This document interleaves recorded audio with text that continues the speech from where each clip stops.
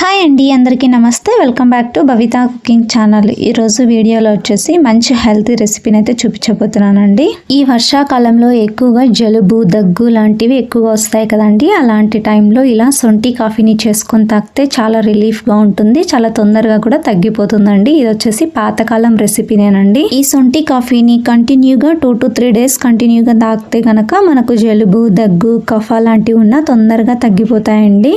అంతేకాదండి, weight loss అవ్వాలనుకున్న వారికి కూడా చాలా మంచిది. అలాగే గొంతులో నొప్పి కానీ ఇలాంటివి ఉన్నా చాలా తొందరగా తగ్గిపోతాయండి ఈ కాఫీని తీసుకోవడం వల్ల. మరి ఇక లేట్ చేయకుండా ఈ సొంటి కాఫీని ఎలా తయారు చేసుకోవాలో చూద్దాం రండి. ముందుగా ఒక ప్లేట్ని తీసుకుని అందులోకి 2 టీ స్పూన్ల దాకా ధనియాలను వేసుకోండి, 1 టీ స్పూన్ నల్ల మిరియాలను వేసుకోండి, 2 యాలక్కల్ని వేసుకోండి. అలాగే తెల్ల మిరియాలను కూడా 1 టీ స్పూన్ దాకా తీసుకోండి. కొద్దిగా తులసి ఆకుల్ని కూడా తీసుకోండి. అలాగే పచ్చి సొంటిని కూడా ఒక చిన్న ముక్కను తీసుకోండి. అలాగే ఎండు సొంటిని కూడా తీసుకోండి. ఇలా అన్నిటినీ కూడా ప్లేట్లో పెట్టేసుకొని రెడీగా పక్కన ఉంచుకోండి.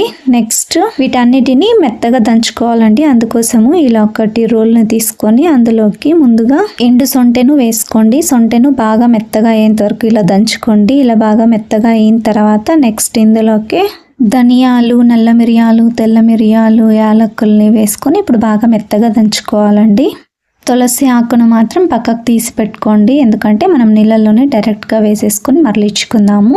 ధనియాలు ఇంకా మిరియాలు బాగా మెత్తగా అయ్యేంత వరకు కూడా ఇలా బాగా దంచుకోవాలి.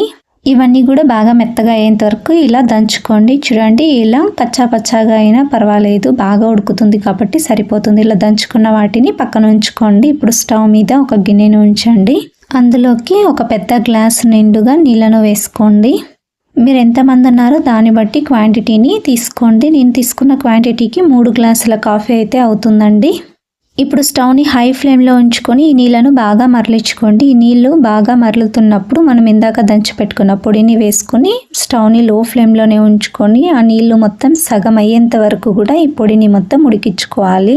నెక్స్ట్ అల్లం కూడా బాగా కచ్చపచ్చగా దంచి వేసుకోవాలండి. అందుకోసము అల్లం ముక్కను తీసుకొని రోట్లో బాగా దంచుకొని వేసుకోండి. ఇలా కచ్చాపచ్చాగా దంచుకున్న అల్లం ముక్కల్ని ఇప్పుడు నీళ్ళల్లోకి వేసుకొని బాగా మరలించండి. కనీసం అంటే 5 నిమిషాల పాటు అయినా సరే మరలించుకోవాలండి. ఈ నీళ్లు మొత్తం సగం అయ్యేంత వరకు మరలించుకోవాలి. ఇందులోకి మనం తీసి పెట్టుకున్న తులసి ఆకులను అలాగే 1/2 టీ స్పూన్ దాకా పసుపును కూడా వేసుకొని ఇప్పుడు బాగా మరలించండి. తులసి ఆకు ఇంకా పసుపు చాలా మంచిదండి. జలుబుకు, దగ్గుకు కంపల్సరీగా వేసుకోండి, హెల్త్కి చాలా మంచిది. 5 నిమిషాల పాటు ఉడికించుకోవాలి. మధ్య మధ్యలో ఇలా గరిటెతో ఒకసారి కలుపుకుంటూ ఉడికించుకోండి. 5 నిమిషాల పాటు ఉడికించుకున్న తర్వాత ఇందులోకి 2 టేబుల్ స్పూన్ల దాకా బెల్లం తురుమును వేసుకోండి. ఇలా బెల్లం తురుమును వేసుకున్న తర్వాత కూడా ఒక 2 నిమిషాల పాటు బాగా నీళ్ళను మరలించుకోండి. స్టవ్ని హై ఫ్లేమ్లోకి టర్న్ చేసుకొని ఇప్పుడు బాగా మరలించండి. 2 నిమిషాల పాటు ఈ నీళ్ళను బాగా మరలించుకున్న తర్వాత స్టవ్ని లో ఫ్లేమ్లోనే పెట్టుకోండి. ఎందుకంటే ఇప్పుడు పాలను వేసుకున్న తర్వాత పాలు విరగకుండా ఉండాలంటే మనము స్టవ్ని లో ఫ్లేమ్లోనే ఉంచుకొని పాలను వేసుకోవాలి. ఇలా స్టవ్ని లో ఫ్లేమ్లో ఉంచుకున్న తర్వాత 1/2 కప్పు దాకా పాలను వేసుకోండి. పాలను వేసుకున్న తర్వాత గరిటెతో ఇలా ఒకసారి బాగా కలపండి. స్టవ్ని లో ఫ్లేమ్లోనే ఉంచుకొని 1/2 నిమిషం పాటు బాగా పాలను మరలించండి. 1/2 నిమిషం పాటే మరలించుకోవాలండి. మరి ఎక్కువసేపు మరలించుకున్నాం అనుకోండి పాలు అనేవి విరిగిపోతాయండి. బెల్లం వేసుకున్నాం కాబట్టి పాలు విరిగిపోయే ఛాన్స్ ఉంటుంది. కాబట్టి ఇలా స్టవ్ని లో ఫ్లేమ్లోనే ఉంచుకొని 1/2 నిమిషం పాటు బాగా మరలించుకోండి. ఇలా బాగా మరలించిన తర్వాత స్టవ్ని ఆఫ్ చేసుకోండి. అంటే పాలు అనేవి ఇలా ఒక పొంగు రాగానే ఆఫ్ చేసేసుకోవాలి. అలా అయితేనే పాలు అనేవి విరగకుండా ఉంటాయండి.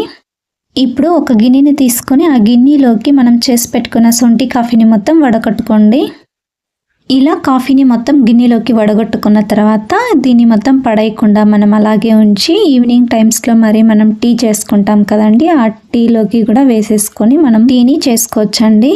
లేదా మరొక కాఫీ గ్లాస్ అంతా మరి కొద్దిగా నీళ్ళను వేసుకొని బాగా మరలిచ్చైనా సరే ఈవినింగ్ టైమ్స్లో మరి సొంటి కాఫీనైనా చేసుకొని తాగొచ్చు. ఇలా వడగట్టుకున్న ఈ కాఫీని మొత్తం ఇప్పుడు కాఫీ గ్లాస్లోకి వేసుకుని సర్వ్ చేసుకోండి. అంతే, ఎంతో రుచికరమైన ఎంతో హెల్తీ అయిన సొంటి కాఫీ రెడీ అండి. ఈ కాఫీ వచ్చేసి తాగుతున్నప్పుడు గొంతులో చాలా ఘాటుగా ఉంటుందండి. మిరియాలు అనేది ఆ ఘాటు తగిలితేనే మనకు కఫ లాంటిది దగ్గు లాంటిది కూడా తొందరగా తగ్గిపోతుందండి. 2 సంవత్సరాల పిల్లల నుండి పెద్దవాళ్ళ వరకు ప్రతి ఒక్కరూ తీసుకోవచ్చండి. అందరికీ చాలా మంచిది.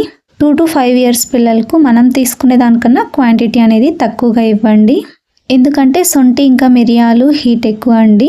అందుకోసమే పిల్లలకు క్వాంటిటీ అనేది తక్కువగా ఇవ్వండి. మీకు ఈ రెసిపీ కనుక నచ్చినట్టయితే లైక్ చేయండి, షేర్ చేయండి, సబ్స్క్రైబ్ చేసుకోండి. Thank you for watching video.